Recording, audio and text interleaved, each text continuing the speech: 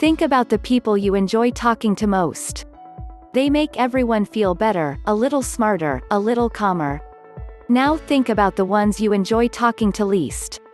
It feels like a chore. The entire time, you just want it to end. Afterward, you need a drink. A good conversationalist is a good listener. They're responsive. The best conversations have a few things in common, a mix of funny stories, factoids, anecdotes, observations, and questions. Or if they're serious, they show sincerity and respect. That's pretty much it. A good conversation is simple, and it's actually not hard with a little practice. You don't have to light everyone's minds up with witty banter. You don't have to be a conversation genius. In fact, trying to is what normally kills conversation. Mainly, you just have to avoid irritating people. Like great conversations, the worst ones also have a handful of things in common. Usually it's someone using conversation as a means to another end. 1. Trying too hard to get something out of it. The worst thing you can do in a conversation is push an agenda. People know when you're talking to them just to get something. How to fix it? Don't ask for anything. Even if you're talking to someone you want something from, don't ask. Wait for them to offer. If you have to ask, do it later. 2. Trying to bullshit everyone. Some wannabe entrepreneurs call this a skill. It's not. The second you pretend to know more than you do, people can tell. They're usually just too polite to call you on it. Or they just write you off. Here's how to fix it. Get comfortable with asking questions, and saying, "I'm not sure."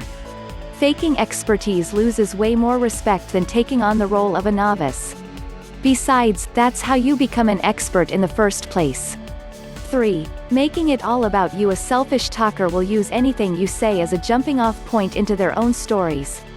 They'll ask the most random questions like, "Have you ever been to Egypt?" or "Have you read Infinite Jest?" Because they have, and they want to tell you all about it. They also offer way too much information, and name drop like crazy. Anyone who does this only wants a spotlight. Here's how to fix it. Don't walk into a conversation with the goal of telling your favorite stories or sharing your most precious knowledge. Let a conversation follow its own path. Let other people talk and tell their stories. Responses will pop into your head. If you remember a story or some piece of information in the moment, that's the thing you should share. It should come spontaneously. 4. The dreaded humble brag. Everyone feels tempted to share good news, or just promote themselves. We're all good at something. We've all done exciting things. Most of us get engaged, married, or promoted. The problem is when you get so focused on your good news, you assume nobody else has ever done anything meaningful with their lives. You assume up front they won't be happy for you. That's when you immediately try to downplay the big news you just shared. Trying to be humble usually comes off as arrogant and condescending. Here's how to fix it. If you have good news, just spit it out. Humble bragging doesn't work because it's false modesty, and therefore a form of bullshit. 5. Kissing invisible. Ask the person you're sucking up to isn't even there, but you're talking about them in third person like they're Genghis Khan. There's literally no point here except you're so delusional you think this person is omnipotent, or you're so paranoid you think they bugged the room. Most of us have probably crossed this line at some point.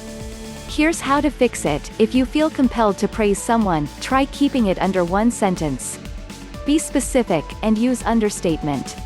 6. Dancing around the point. Everything you say should have a goal, and not just a selfish one. You should be trying to inform, entertain, or persuade. We all hate it when someone tells long stories with a bunch of random details that don't matter, or treat random trivia and gossip like some kind of groundbreaking truth or revelation. Here's how to fix it. Remember that advice for writers, show don't tell? Well, the opposite applies to conversation. Keep your anecdotes short. If you're worried about offending someone, then just don't say what's in your head. Say anything else. 7. Ignoring all body language. At least half of conversation happens through facial expressions and other cues. Misreading or ignoring a cue could mean you trap someone who's trying to politely excuse themselves. Here's how to fix it. Learn how to pick up on subtle cues. Buy a book on body language and facial expression. If someone looks uncomfortable, give them an easy out, or excuse yourself. 8. Refusing to ever pause. This is one of easiest mistakes to make.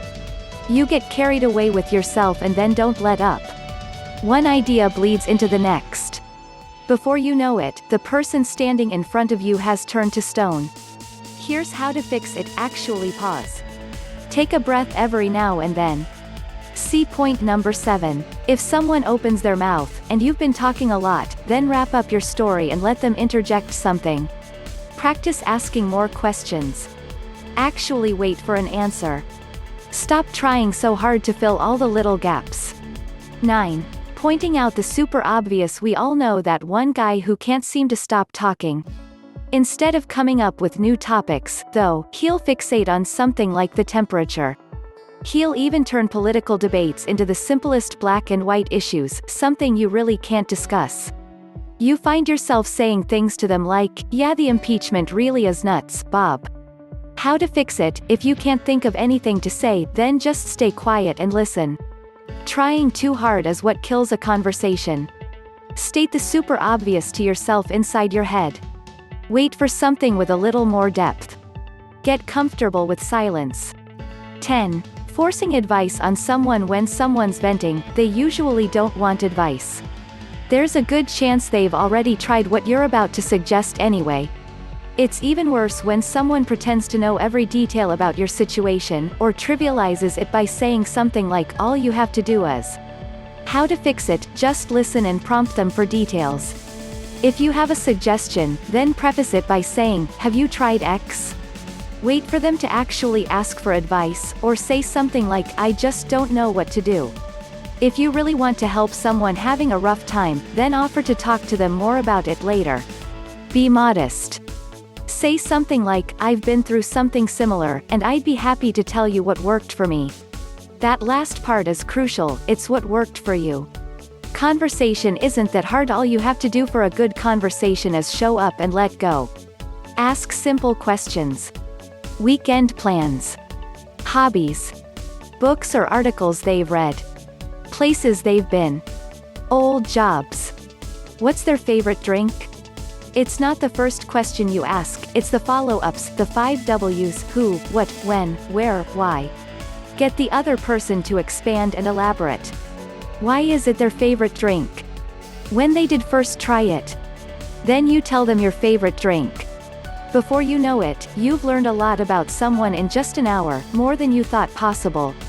The problem is that we walk into conversations with grand plans and expectations. We want to promote ourselves and look smart. A conversation isn't a dance-off. It's a waltz. Some conversations are better than others. Sometimes they just die. But if you avoid these 10 flaws, at least you won't be the one who killed it.